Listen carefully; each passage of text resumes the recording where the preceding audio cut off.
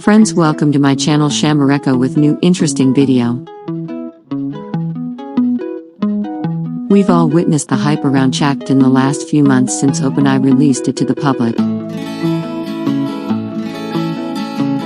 Chances are you're one of its 100 million users. I know I am. I've used the chatbot to generate content ideas for articles, write emails I'd rather not write, and get Google Sheets formulas I can't figure out on my own. While I've perfected the art of writing prompts to get the best result, I am painfully aware of Chatgpt's limitations. For example, its training data was all written prior to September 2021, so it's not exactly in with current news. While BARD isn't yet available to the public, I decided to do a little digging to see how it will stack up against Chatgpt, and what the main differences are between the two chatbots. Chatgpt versus Google BARD at a glance. At a base level, both chatbots use natural language processing, which means users key in a prompt or query, and the chatbots generate a human-like response. Google BARD uses Google's language model for dialogue applications, Lambda, and can offer responses based on real-time, current research pulled from the internet. Chatgpt, on the other hand, uses its Generative Pre-training Transformer 3, GPT-3, model or GPT-4, depending on what version you're using, which is trained on data prior to late 2021. A specially tweaked version of OpenAI's Generative Pre-training Transformer 3, GPT-3, or Generative Pre-training Transformer 4, GPT-4, depending on the version. Google's language model for dialogue applications, Lambda. Chatgpt was trained on a massive dataset of text, including Common Crawl, Wikipedia, books, articles, documents, and content scraped from the open internet. But its sources end in 2021, limiting latest world events and research. BARD was trained on Infiniset, a dataset including Common Crawl, Wikipedia, documents, and conversations and dialogues from the web. BARD will supposedly search the web in real time to find the most recent answers to questions and latest research. Chatgpt is currently available to all users through its Chatgpt site. Google BARD is currently only available to a select group of beta testers.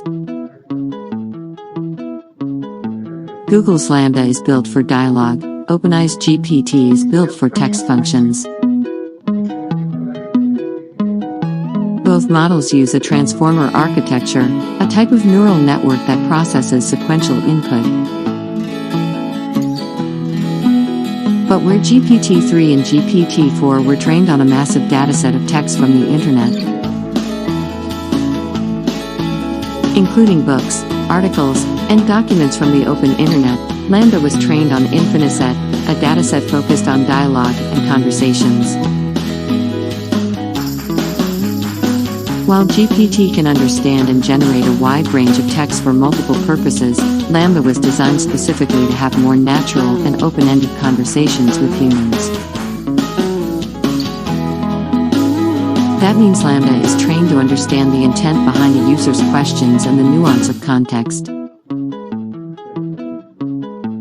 To achieve this, the Google team grouped high-level concepts and topics into clusters based on hierarchy, which were used to inform the model's choices when responding. In a nutshell, Lambda's responses are supposed to be ultra-authentic and mimic human speech in such a way it can't be distinguishable from a real human. It can also switch context when a user changes the subject, like you and I can.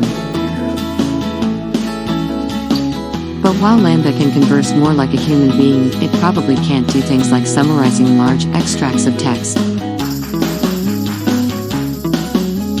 GPT, on the other hand, is the industry standard when it comes to natural language tasks, powering other AI tools like Jasper, Copy.ai, and Bing's AI tools. It's highly trained on web text and more focused on generating text based on statistical patterns. As part of Chat, it functions as a chatbot, but it can also serve as a summarizer, a translator, and other roles on a more textual level. Chat can write large amounts of text, but BARD can draw from the web.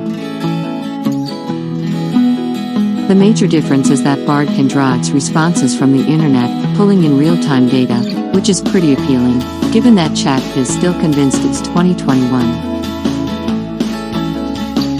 It means that BARD will, supposedly, surface more accurate and factual information when it comes to current events and research. It can talk about new scientific discoveries, distill complex information into easy conversation, and actually help people develop their skills, like playing the piano. It's supposed to be a more advanced personal assistant than Chat, though a recent mistake has already threatened its credibility. Chat, on the other hand, is better at textual functions like writing articles or emails, or coming up with content marketing ideas. It's a basic text tool, but it's not perfect, either. It can be a little vague and often gives generic answers, even when you ask it not to. In comparison, BARD is slated to have excellent conversation skills, with all the knowledge of Google packed into it. BARD will be a streamlined version of Google Search, whereas Chat will belong to Bing. BARD's ability to synthesize information into an easy-to-understand format, no matter how complex a topic, means that it could eventually enhance the way people search for information. Google has already hinted that BARD will be integrated into Google Search. That means the AI will simplify complex topics and return information into easy-to-digest formats, so you can get insights into perspectives that differ. That will be especially relevant for topics that don't have a single correct answer. Microsoft, on the other hand, has already integrated parts of OpenAI's tweaked GPT-4 model into Bing, offering users a chat-like experience in the search bar. It's still pretty limited, though, and users have to join a waiting list for the full experience. So, what do future BARD users need to know? BARD has a more current knowledge base as it draws from data on the internet, a far cry from Chat, which is trained in data up to 2021. BARD will be integrated into Google's search engine to simplify the way people access information across complex topics. BARD is designed to improve research and understanding across education, business, and other fields, while Chat is more focused on text functions.